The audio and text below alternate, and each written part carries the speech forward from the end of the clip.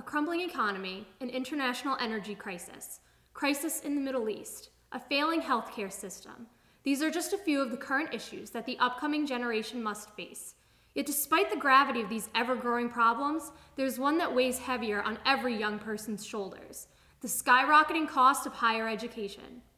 This is Valentina Shalasta reporting for Project Activate.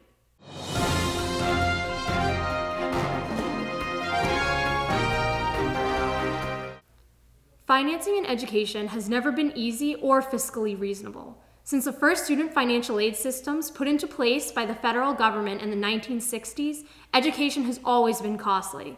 But these escalating prices, combined with world disasters and an unstable economy, has only made the situation worse, making many wonder, what is the true cost of an education? Are students biting off more than they can chew when they sign off a loan?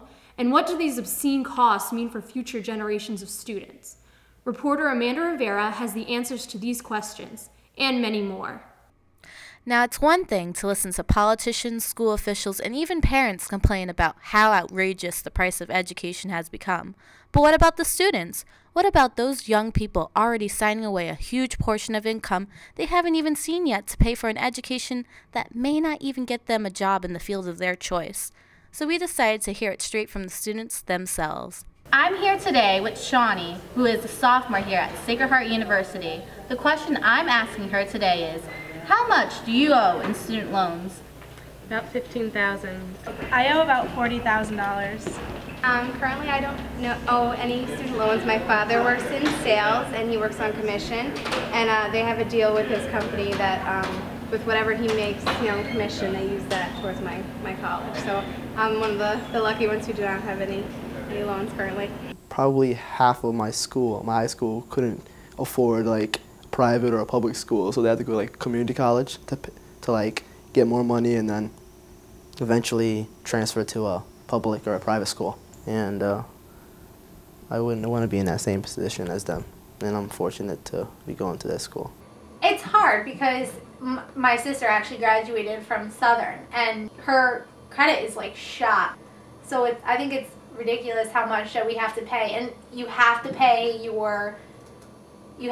start paying your loans like 6 months after you graduate. And if you can't find a job, which so many people are struggling with even with their master's degree, if you can't find a job, then you're basically forced to work in jobs that aren't ideal for you and jobs that aren't what you're going for. Like, education shouldn't be this expensive. I owe somewhere between $85,000 and $150,000. I pay $36,130, so pretty much close to $40,000, and I take out a loan for $20,000. Sacred Heart is the only school that actually gave me money to like go here. I couldn't afford any other school except this. I get a scholarship for I think it's $11,000, but the thing is that part of the $2,500 that I get for the scholarship, damn well I took it away. I thought that by going to community college first, I would be able to save a lot of money and only have to take 2 years of college elsewhere.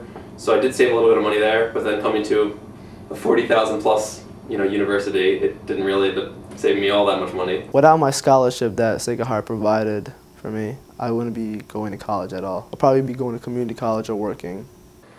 I don't know if it's going to affect people from choosing to actually go to college. I think it's going to affect where they go to college. Just thinking about, as someone who takes out loans, I pay college out of my own pocket, and trying to just spend all of that on college, and it's really difficult just looking for my future. I mean, I'm graduating, and now what am I going to do? No matter where I start out as a job, it's not going to help me pay out my loans.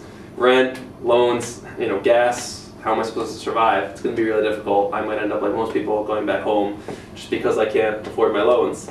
So I don't like the price of loans or college. College tuition is ridiculous. Like, I get a great education, but it's not worth the price that I spend. So we must again ask ourselves, what is the true cost of an education? There is sadly no straight answer. Though higher education remains a hot commodity in both public and private spheres, it seems only time will tell when and how college tuition will finally reach its limit. This is Valentina Shalasta for Project Activate.